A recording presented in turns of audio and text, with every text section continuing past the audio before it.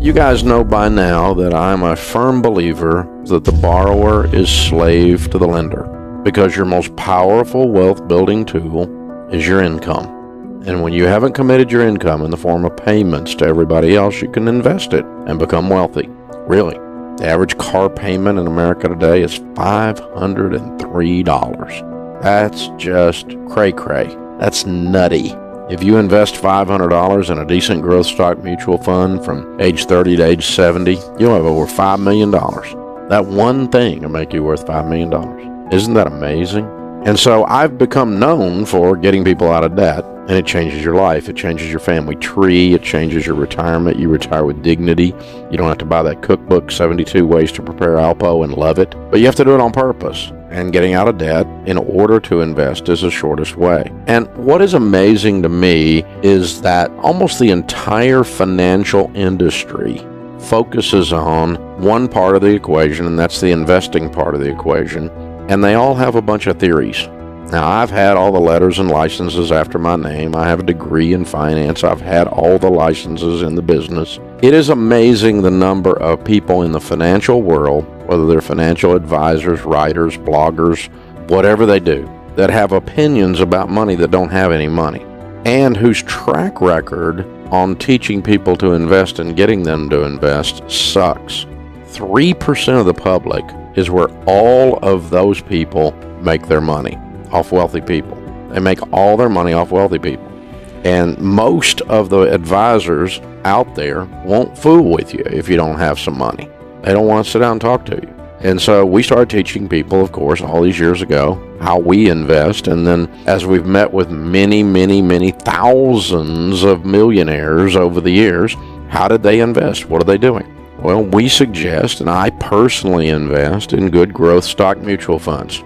I spread it across 4 types: growth and income, growth, aggressive growth, and international. And I buy mutual funds that have at least a 10-year track record. Well, Dave, shouldn't you just buy index funds? Well, you can if you want. Index funds, basically an S&P 500 fund, mirrors the market. That basically is the stock market. And so you're going to do exactly what the stock market does, good or bad. The mutual funds that I buy outperform the S&P 500, and they're really not that hard to find. A lot of mutual funds don't outperform the S&P 500, so if you're going to buy that, well, that'd be dumb. Just buy an S&P 500. But I buy mutual funds that outperform the S&P 500, and my portfolio mix that I just outlined is pretty much always beats the market, because I buy funds that outperform the market. It's not that hard to do. You open up the prospectus, and there's 2 little lines on the graph. One of them is the S&P 500. If the mutual fund you're looking at, if that line is below that S&P 500 line, don't buy that fund. Duh. This is hard. Really not that much to this. But, Dave, you just tell people buy those loaded funds. Yeah, they'll pay a commission. That's fine. Have somebody in your life helping you do the investing. All the data says that you'll continue to invest doing that. But when you're out there by yourself with all your theories, and some idiot newscaster comes on the evening news predicting the end of the world, what do? You cash out all your mutual funds at exactly the wrong time, because you don't have anybody in your corner saying, don't jump, don't jump. Instead, you're just out there with your own emotions and the newscaster, and that's how you pick out when you jump in or out of the market, and that's just dumb. So all the data says a decent portfolio of good performing mutual funds wins. And the big thing is actually putting money into the mutual funds, actually investing.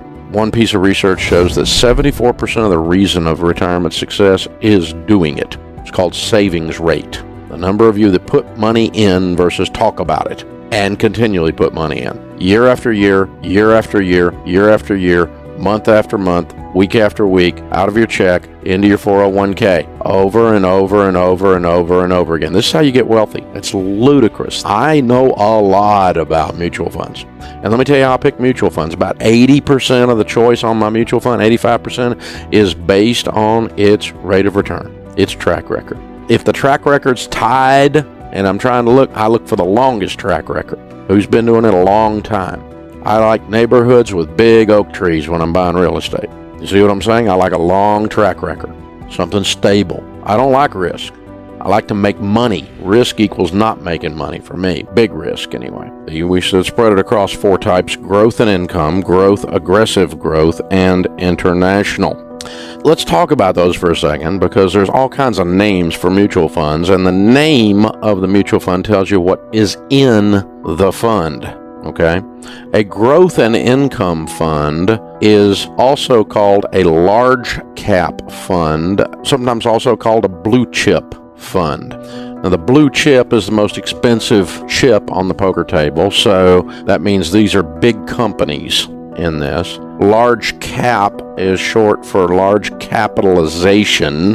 Large capitalization means these are large companies. And so your growth and income funds are large companies.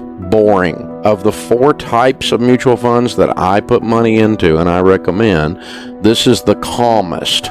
If you were to chart this volatility on this fund versus the stock market, you would see it's a lot calmer than the market. And so it's your friend when things are going down, in other words. It's your stable. It's the big old dinosaur companies. They're boring. When things are going up, by the way, it's also boring. It's not exciting when things are going up. It's a downer. You look at that thing going, why is it not doing well when the rest of the market's going up? Because it goes slower than the market up and slower than the market down, because this is stable land.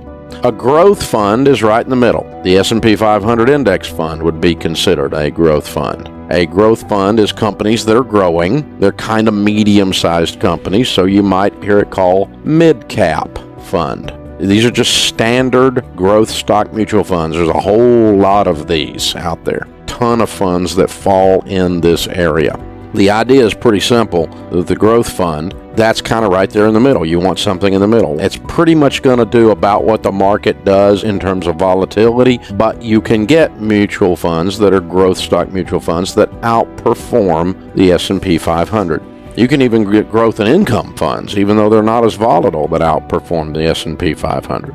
Then there's the aggressive growth fund. This is the wild brother, okay? It's the crazy one. And so you might guess it's going to be also called a small cap funds. These are the small companies, the startups. A lot of tech companies would fall into there. Very crazy. All the fun, weird stuff is in there. And that means some of it fails and goes to zero. And so it's a crazier mix. It's going to be much more volatile than the stock market is. So it's going to go up faster than the market goes up, but it's going to go down faster than the market goes down. Small cap, aggressive growth stock mutual funds, also known in there as emerging market. You would call it that too as well.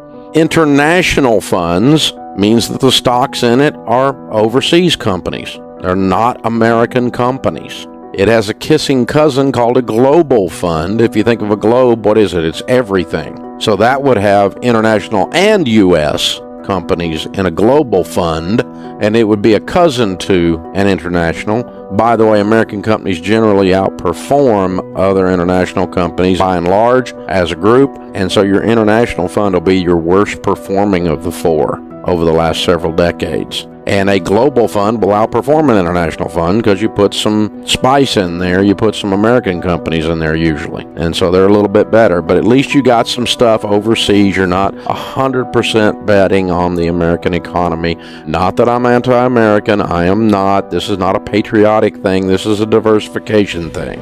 And so, you want to have some BMW and some Mercedes in there. You want to have some LG and some other stuff. Even though some of those things are made stateside, those are foreign companies. And so you look for companies that are overseas based, could be a French company, could be whatever, that are in an international fund.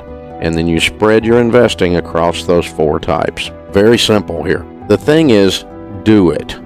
That's the thing. Everybody talks and talks and talks and talks and talks about investing. The problem is nobody does it. People we talk to on the Millionaire Theme Hour that are millionaires, you know how they got to be millionaires? They did it. And they never, when I ask them how they became millionaires, they never say, oh man, I hit the home run. They never say that because it never happens.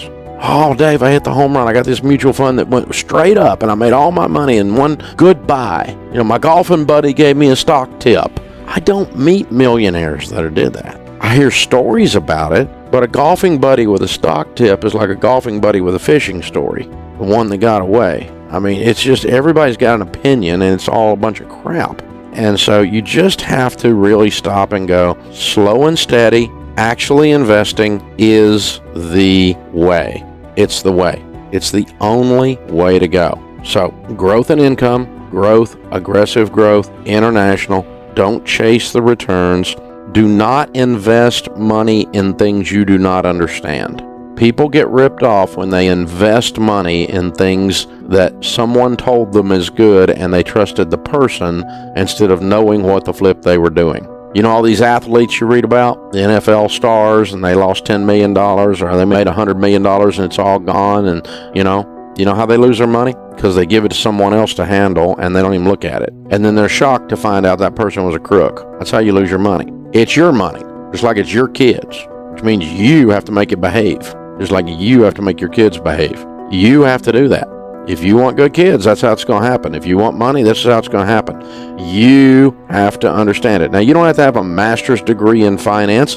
This stuff is not rocket science. It is really not that difficult. And you really, really seriously have to do this, and you have to understand what the money is going into.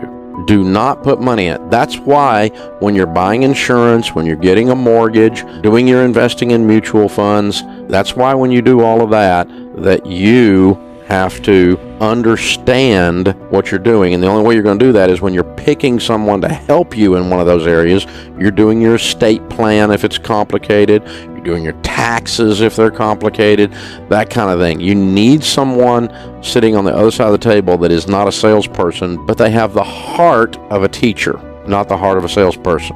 I'm an easy sale once I understand something, but until I understand it, I'm not putting a dime in it. I'm not going forward with this. It's that simple.